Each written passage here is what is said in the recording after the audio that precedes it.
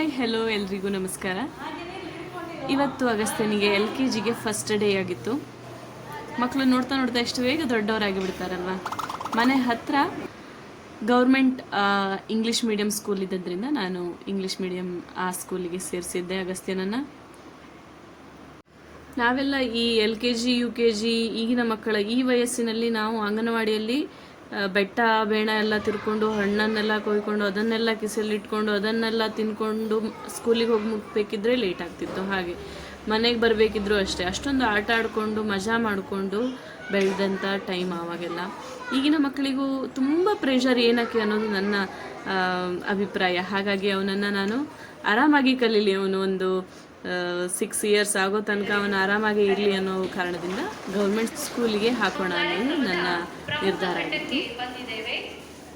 ಅದರಲ್ಲಿ ನಮಗೆ ಕೂಡ ಪೇರೆಂಟ್ಸ್ ಮೀಟಿಂಗ್ ಇತ್ತು. ಅದನ್ನು ನಾನು ಮತ್ತು ನನ್ನ ಹಸ್ಬೆಂಡ್ ಇಬ್ಬರು ಅಟೆಂಡ್ ಮಾಡಿ ಮತ್ತು ಮನೆಗೆ ಬಂದ್ವಿ.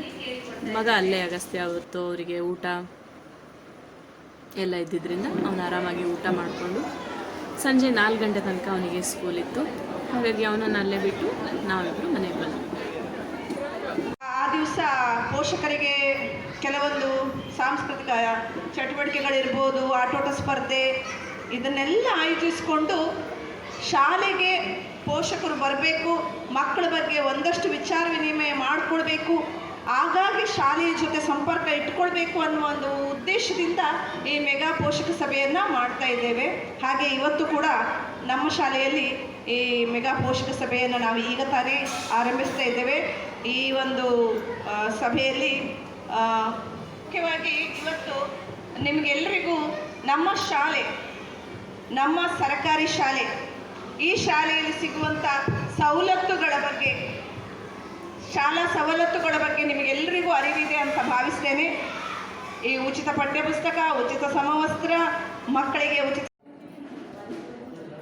ನಲಿಕಲಿ ಕಾನ್ಸೆಪ್ಟೇ ನನಗೆ ತುಂಬ ಇಷ್ಟ ಆಗುವಂಥ ಕಾನ್ಸೆಪ್ಟ್. ಹಾಗಾಗಿ ಮಕ್ಕಳು ಆರಾಮಾಗಿ ಆಟ ಆಡಿಕೊಂಡು ಒಂದಷ್ಟು 4 ಫ್ರೆಂಡ್ಸ್ ಮಾಡಿಕೊಂಡು ಅವರೊಟ್ಟಿಗೆ ಜೀವನ ಪಾಠಗಳನ್ನು ಕಲಿಯೋದು ತುಂಬ ಇಂಪಾರ್ಟೆಂಟು. ಹಾಗಾಗಿ ಗೌರ್ಮೆಂಟ್ ಸ್ಕೂಲ್ಗಳಲ್ಲಿ ಅದು ತುಂಬ ಒಳ್ಳೆಯ ರೀತಿಯಲ್ಲಿ ಹೇಳಿಕೊಡ್ತಾರೆ ಅನ್ನೋದು ನನ್ನ ಅಭಿಪ್ರಾಯ. ಹಾಗಾಗಿ ನಾನು ಈ LKG UKG ಮಕ್ಕಳ ಟೆಕ್ಸ್ಟ್ ಬುಕ್ಕನ್ನು ನೋಡಿಯೇ ಹೆದರಿ ಹೋಗಿದ್ದೇನೆ. ಇನ್ನು ಇಷ್ಟು ಚಿಕ್ಕ ಮಕ್ಕಳನ್ನು ಸ್ಕೂಲ್ ಬಸ್ಸಲ್ಲಿ ಕಳಿಸೋದು ಅದೆಲ್ಲ ಅಷ್ಟೊಂದು ಇಷ್ಟ ಇರಲಿಲ್ಲ. ಅದಕ್ಕೆ ಈ ಥರ ನಡ್ಕೊಂಡು ಹೋಗಿ ಮಕ್ಕಳನ್ನು ಸ್ಕೂಲಿಗೆ ಬಿಡೋದು, ಸ್ಕೂಲಿನ ತರೋದು, ಅದೊಂಥರ ಒಳ್ಳೆ ಫೀಲಿಂಗ್ಸ್ ಅಲ್ವಾ. ಅದರಲ್ಲೂ ಈ ಗೌರ್ಮೆಂಟ್ ಶಾಲೆಗಳನ್ನು ನೋಡಿದವಾಗ ನಾವು ಕಲಿತ ಶಾಲೆಯ ನೆನಪಾಗುತ್ತೆ. ನಾನು ನನ್ನ ಪ್ರಾಥಮಿಕ ಶಿಕ್ಷಣವನ್ನು ಹಿರಿಯ ಪ್ರಾಥಮಿಕ ಶಾಲೆ ಚಿಮ್ನಳ್ಳಿಯಲ್ಲಿ ಮುಗಿಸಿದ್ದು. ನನ್ನ ಶಾಲೆ ನನಗೆ ತುಂಬ ನೆನಪಾಯಿತು. ನೀವು ಕೂಡ ಯಾವ ಶಾಲೆಯಲ್ಲಿ ಕಲ್ತಿದ್ದು ಅನ್ನೋದನ್ನು ನನಗೆ ಕಮೆಂಟ್ ಮಾಡಿ, ಆಯಿತಾ. ಈ ಸರ್ಕಾರಿ ಶಾಲೆಯನ್ನು ನೋಡಿದವಾಗ ನನ್ನ ಬಾಲ್ಯದ ನೆನಪು ನನಗೆ ತುಂಬ ಆಯಿತು.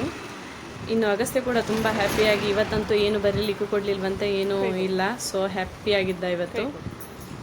ಸೊ ಹೇಗಿತ್ತು ಕೇಳೋಣ, ಅವನ ಎಕ್ಸ್ಪೀರಿಯನ್ಸ್ ಹೇಗಿತ್ತು ಅಂತ ಅವನ ಬಾಯಲ್ಲಿ. ಹೆಂಗತ್ತು ಶಾಲೆ?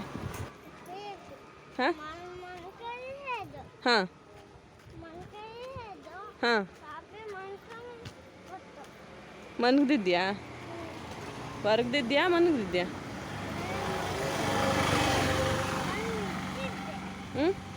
ಭಾಷೆ, ಜಾಗ, ಜನ ಎಲ್ಲದೂ ಹೊಸ್ತು. ಈ ಸ್ಪರ್ಧಾ ಜಗತ್ತಿನಲ್ಲಿ ಅವನು ಕಲಿತಂತಹ ವಿದ್ಯೆ ಅವನಿಗೊಂದು ಒಳ್ಳೆಯ ಸ್ಥಾನಮಾನಗಳನ್ನು ಕಲ್ಪಿಸಿಕೊಟ್ಟು ಜೀವನದಲ್ಲಿ ಒಂದು ಉನ್ನತವಾದ ಜೀವನವನ್ನು ಅವನು ಮಾಡುವಂತೆ ಆಗಲಿ ಅಂತ ನೀವೆಲ್ಲರೂ ಹಾರೈಸಿ. ಧನ್ಯವಾದ. ಹೇಳಿದ್ರೆ ಇಲ್ಲಿ